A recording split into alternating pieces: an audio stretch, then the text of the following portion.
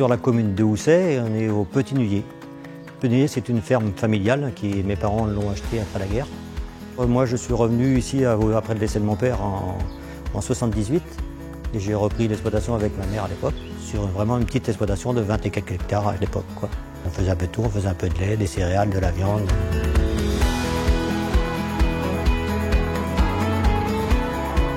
Et puis au fur et à mesure, on est parti sur la volaille et on a développé la volaille. Premier bâtiment en 1978, deuxième en 80, 82 et en 84 le dernier. On s'est agrandi au fur et à mesure. On a eu l'occasion de reprendre une exploitation à 5 km d'ici, ce qui fait que ça s'est agrandi. On est arrivé à 70 hectares.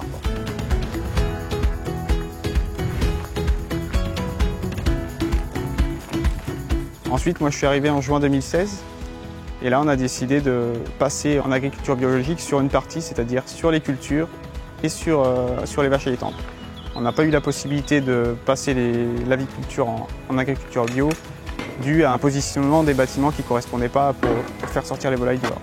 Donc on a choisi un compromis entre le label et l'Indus, qui est le poulet certifié, un poulet de 56 jours, sans OGM et avec des céréales du secteur et sans antibiotiques.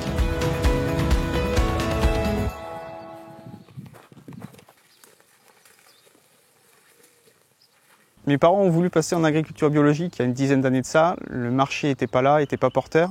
Et on a eu une rencontre de quelqu'un qui s'appelle Vincent Seyeux, avec qui on travaille aujourd'hui étroitement, qui nous a un peu dirigés vers le bio, même si nous on était déjà convaincus. Et du coup on est parti vers des cultures dites de niche, comme le quinoa, la graine de courge ou la lentille, et qui aujourd'hui nous conviennent parfaitement. Passer au bio, moi, j'ai retrouvé mon métier. Le bio, c'est pas non plus on sème et on ferme la barrière et on vient récolter. Le bio, c'est très technique comme quelque part. Ça peut être encore plus pointu qu'en conventionnel. Normalement, je devrais partir à la retraite depuis 2 ans et je suis resté avec mon fils parce qu'il est passé en bio. Parce que si je serais resté en conventionnel, j'aurais pris ma retraite, c'est sûr.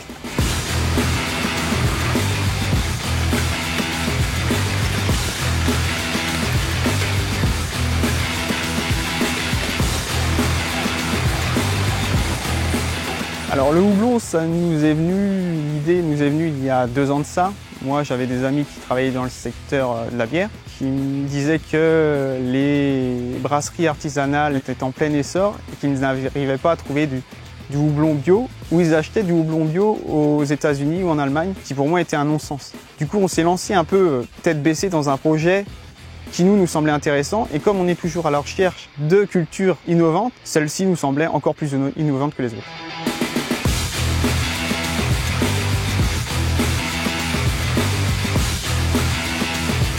Le houblon, c'est une culture beaucoup plus atypique que les autres. Pour par exemple 1 hectare de houblon, il faut compter entre 25 000 et 30 000 euros d'investissement. On est les seuls dans le département à la faire. C'est une culture qui va monter à 7,50 m de haut chez nous, qui est sensible aux maladies, sensible aux nuisibles, sensible aux pucerons. Et en bio, on n'a pas beaucoup de traitements contre toutes ces maladies-là, mis à part des produits naturels comme le purin de prêle ou le purin d'ortie.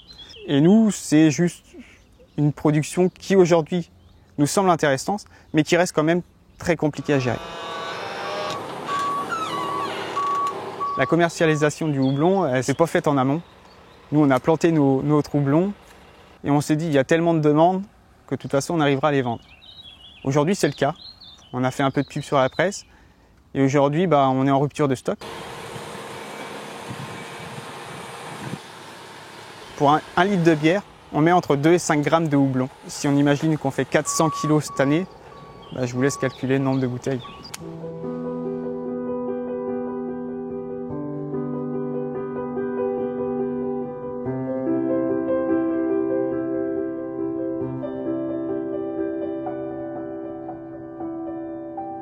Que mon fils me rejoigne, c'est beaucoup de choses. C'est quand même une satisfaction personnelle qui est superbe, de toute façon, quelque part. C'était pas gagné au départ, Thibaut.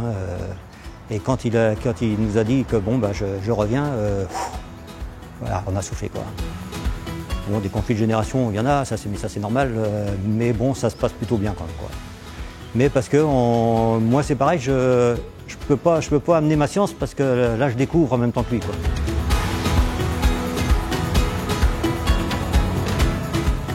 La plus grande qualité de mon père, c'est sûrement le partage. le fait qu'il m'apprenne le métier, que j'ai encore peu d'expérience.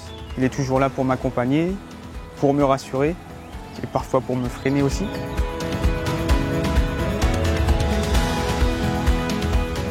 Le fait de travailler ensemble avec son papa, c'est quand même une chance. Aujourd'hui, je la considère vraiment comme une chance et non, je lui dois beaucoup.